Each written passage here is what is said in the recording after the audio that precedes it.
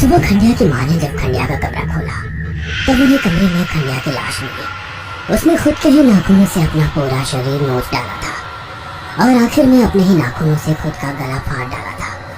वो बहुत ही डरावना मंजर था। सब जानते थे कि यह खुद खंडिया का किया धरा है। जरूर कोई बुरी शक्ति इसके पीछे थी, लेकिन जो भी सबूत मिले उसे देखकर पुलिस वालों ने इसे खुदकुशी करार दिया। लेकिन मैं जानता था कि यह खुदकुशी नहीं थी, इसके पीछे दंड राक्षस था। मैं उस राक्षस से काफी डरा हुआ था। मेरी आई ने मुझसे पूछा कि क्या हम यहाँ से अपने घर चले जाएं, लेकिन मैंने इनकार किया। मैं वहीं रहना चाहता था क्योंकि मेरे मन में एक बहुत ही बड़ी इच्छा थी जो कोई भी भगवान पूरी नहीं कर सकता था। सिर्फ दंड राक्षस ही मेरी वो इच्छा पूरी कर सकता था। खंडिया की मौत के 4-5 दिन बाद मेरे आजी और आजोबा फार्म हाउस पर आए और मेरी माँ को दूसरी शादी के लिए मनाने के लिए आए थे, क्योंकि मेरे बाबा की मौत कुछ ही महीनों पहले कार एक्सीडेंट में हुई थी। मुझे लगा कि इस बार भी मेरी आई उन्हें शादी के लिए मना कर देगी, लेकिन आई ने ऐसा नहीं किया। वो आजी आजोबा की बातों में आ गई। मैं चाहता था कि आई उन्हें शादी के लिए ना करे। मैं मेरे बाबा के अलावा किसी और आदमी को मेरी आई के साथ नहीं देख सकता था, लेकिन शायद मेरी आई को लगता था कि वो मेरी परवरिश अकेले नहीं कर सकती। उस रात मैं आई से गुस्सा होकर कमरे में सोने चला गया। मैं सोच रहा था कि काश मेरे बाबा वापस आ जाए, लेकिन सभी लोग कहते हैं कि मरा हुआ इंसान कभी वापस नहीं आता। उस रात मैं जैसे तैसे सो गया, लेकिन डोरबेल की आवाज सुनकर मैं नींद से जागा। मैं दरवाजा खोलने चला गया और जैसे ही दरवाजा खोला तब मैंने देखा कि बाबा दरवाजे पर खड़े थे। मुझे यकीन नहीं हो रहा था कि मेरे बाबा वापस आ गए हैं, लेकिन तभी आई ने मुझे हिलाकर नींद से जगा दिया। मैं समझ गया कि वो केवल मेरा सपना था। मैंने सपने में बाबा को देखा था, लेकिन जब मुझे पता चला कि वो मेरा सपना था तो मैं सोच में पड़ गया कि क्या मुझे भी खंडिया जैसे सपने तो नहीं आ रहे, मतलब ऐसे सपने जो सच हो जाते हैं। मैं सोचने लगा कि क्या मुझे भी उस राक्षस की पूजा करनी चाहिए, और अगर खंडिया इच्छा में किसी की मौत मांग सकता है और राक्षस उसे पूरी कर सकता है, तो मैं भी मेरे बाबा को जिंदा कर सकता हूँ। कुछ देर सोचने के बाद मुझे लगा कि अगर उस राक्षस की पूजा करने से मैं इस सपने को सच कर सकता हूँ तो मुझे उसकी पूजा करनी चाहिए। तभी मेरी बिल्ली ने मेरे ऊपर छलांग लगाई। मैंने उसे प्यार से पास लिए और मेरे दिमाग में कुछ आया। मैं भी मेरी बिल्ली से बहुत प्यार करता था। इसका मतलब मैं उसकी बलि दंड राक्षस को चढ़ा सकता था। लेकिन दूसरे पल मैंने सोचा कि नहीं, मैं इसकी बलि नहीं दूंगा। लेकिन फिर मैंने सोचा कि बिल्लियां बहुत मिलेंगी, लेकिन मेरे बाबा नहीं मिलेंगे। मैंने उस रात मेरी बिल्ली की बलि चढ़ाने की ठान ली। जैसे ही रात हुई मैं मेरी बिल्ली को बैग में डालकर जंगल के रास्ते मंदिर की ओर निकल पड़ा। मंदिर यानी वो खंडहर। चलते चलते बहुत सारी बातें मेरे दिमाग में चल रही थी कि अगर दंड राक्षस सभी इच्छा पूरी करता था तो किसने उसकी मूर्ति के 3 टुकड़े कर दिए, किसने उस मूर्ति के टुकड़े अलग अलग जगह पर छिपा दिए ताकि कोई उसे फिर ना जोड़ सके। शायद कोई चाहता था कि कोई भी उस राक्षस की पूजा ना करे। मैं सोचते हुए मंदिर में पहुंच गया। तालाब से पानी लेकर मूर्ति को धोया। रात को खिलने वाले फूलों की माला मैंने उस मूर्ति के गले में पहना दी। मैंने उसके चेहरे की ओर देखा तो ऐसा लगा कि वो मेरी तरफ ही देख रहा है। वैसे मुझे इस बात का भी डर लग रहा था कि कहीं वो राक्षस फिर से ना ही ले, और जिस तरह से उसने खरगोश को खाया था उस तरह मुझे ही ना खा जाए। मैंने बैग से मेरी बिल्ली को छोड़ी निकाली। मैंने बिल्ली को हवा में उठाया और राक्षस की मूर्ति के सामने करते हुए कहा, हे मालिक, ये मेरी बिल्ली बहुत प्यारी है। मैं इससे बहुत ज्यादा प्यार करता हूँ। अगर ये ना हो तो मैं सुख से नहीं रह सकूंगा, लेकिन केवल आपके खाने के लिए मैं इसको आपको बलि चढ़ा रहा हूँ।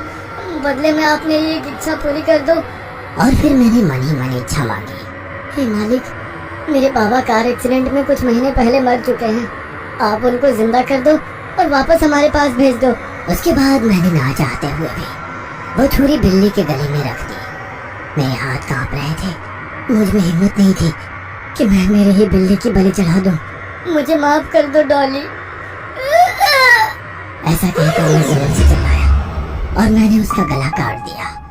उसके बाद मैंने उसके टुकड़े कर दिए और मूर्ति के चारों ओर बिखेर कर मैं फार्म हाउस चला आया। मैं आई के कमरे में चला गया। आई, अगर बाबा वापस आए तो आप दूसरी शादी नहीं करोगे ना? लेकिन ये मुमकिन नहीं है, मरे हुए कभी लौटते नहीं है बेटा। लेकिन बाबा जरूर लौटेंगे, वो कल आएंगे आई। ठीक है बेटा, तू जाके सो जा। दूसरे दिन भर मैं बाबा के घर लौटने का इंतजार करने लगा, लेकिन दिन भर कोई घर लौटा नहीं। लेकिन रात में घर की डोरबेल बजी। मैं भागते हुए दरवाजे के पास गया और दरवाजा खोला, और मैंने देखा कि दरवाजे पर मेरे बाबा खड़े हैं। मैं उन्हें देखकर बहुत खुश हुआ था। मैंने दोनों बाहों से उन्हें लपेट लिया। आई, देखो बाबा वापस आए हैं। मैं जोर जोर से चिल्लाने लगा। मेरी आवाज सुनकर आई अपने कमरे से बाहर आई। साथ ही आजी आजोबा भी वहाँ पर आए। मुझे लगा था कि बाबा को देखकर सब लोग बहुत खुश हो जाएंगे, लेकिन ऐसा नहीं हुआ। उन्हें देखकर हर कोई डरा हुआ था। आई को देख बाबा उसके पास गए और उसे गले से लगाया, लेकिन आई ने उन्हें दौड़ धकेल दिया। यह देख आजोबा आगे आए। उन्होंने बाबा की कॉलर पकड़ी और बोले, ए बहरूपी, कौन है तू? हैं? बाबा, मैं आपका बेटा दिनेश हूँ। बाबा ने कहा, तो दिनेश नहीं है।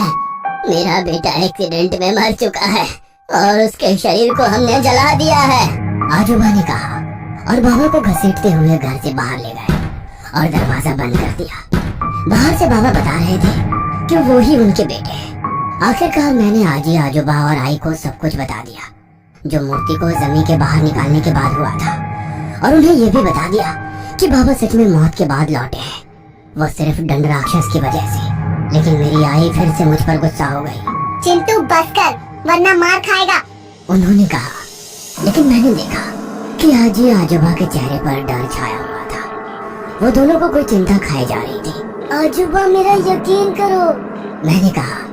तब आई मुझे बस चांटा लगाने ही वाली थी कि तभी आजोबा ने उसे रोका और बोले, रुक जाओ बहू, मुझे लगता है कि शायद चिंटू सच कह रहा है। ये आप क्या कह रहे हो पापा? हाँ बहू, लोग कहते हैं कि मरे हुए वापस नहीं आया करते, लेकिन ये पूरी तरह सच नहीं है। वो वापस आते हैं तब जब उन्हें बुरी शक्तियों को खुश करके वापस मंगाया जाए, और चिंटू ने यही किया है।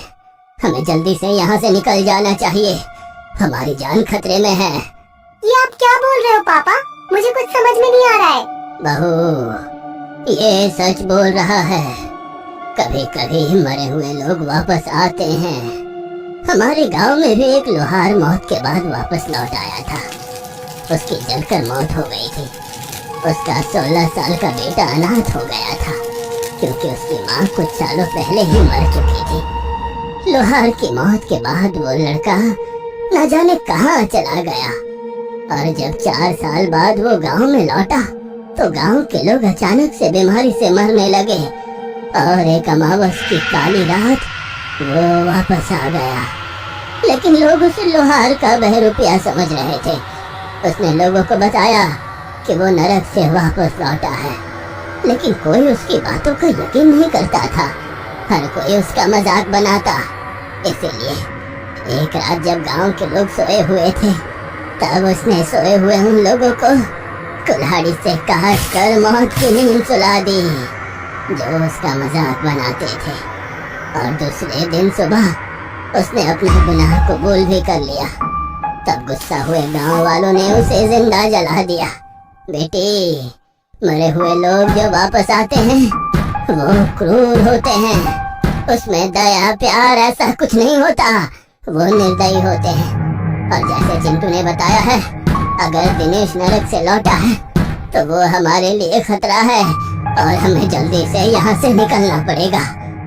की बातें सुनकर मेरी आई भी चकरा गई थी। मैंने उसकी आंखों में डर देख लिया था, साथ ही मैं भी घबरा गया था। बहू, तुम लोग पीछे दरवाजे से चुपके से कार की तरफ जाओ, मैं अभी कार की चाबी लेकर आता हूँ, आजोबा ने कहा। और आई, आजी और मैं पिछले दरवाजे से पार्किंग में चले गए। लेकिन तभी कार के पीछे से बाबा बाहर निकले। वो गुस्से में थे। ये देख आई और आजी पीछे छुप गए।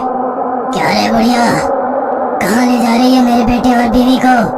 उन्होंने गुस्से में आजी से कहा। अरे कुछ नहीं बेटा, चिंटू बीमार था तो हमने सोचा कि उसे अस्पताल ले आते हैं। आजी भी डरते हुए कहा। तभी बाबा ने आजी को एक चपेट मारा और आजी नीचे गिर गई। बाबा बहुत गुस्से में लग रहे थे। झूठ बोलती है बुढ़िया, उन्होंने कहा, और वो हमारी तरफ बढ़े। उन्होंने आई का हाथ पकड़ा और बोले, भाई को, बहुत दिन से हम दोनों ने साथ में रात नहीं गुजारी, चलो घर के अंदर चलते हैं। ये सुनकर मेरी आई घबरा गई। उन्होंने अपना हाथ बाबा के हाथ से छुड़ाने की कोशिश की, लेकिन बाबा ने जोर से उन्हें पकड़ा था। तब बाबा गुस्सा हो गए और उन्होंने आई को भी चांटा मारा और आई नीचे गिर गई। बाबा ने आई के बाल पकड़े और उसे घसीटते हुए घर के अंदर ले जाने लगे कि तभी आजोबा वहां पहुंचे और उन्होंने बाबा के सर में फावड़ा मारा। वैसे बाबा जमीन पर गिर गए।